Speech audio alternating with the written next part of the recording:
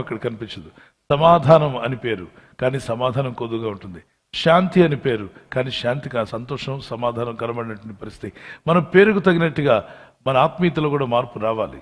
ఈరోజు మీ జీవితంలో కూడా యేసయ్య ఆనందాన్ని చూడాలనుకుంటున్నాడు అని నమ్మిన వారు చేయొద్దండి. క్రైస్తవులు, మరి ఇంతకీ మన శత్రువైన సాతాను మన ముఖంలో ఏం చూడాలనుకుంటున్నాడు?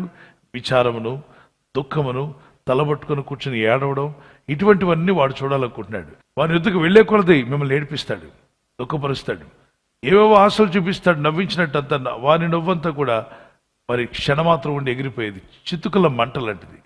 భక్తి లేని వారి యొక్క నవ్వు అది దుఃఖంతో ముగిస్తారు.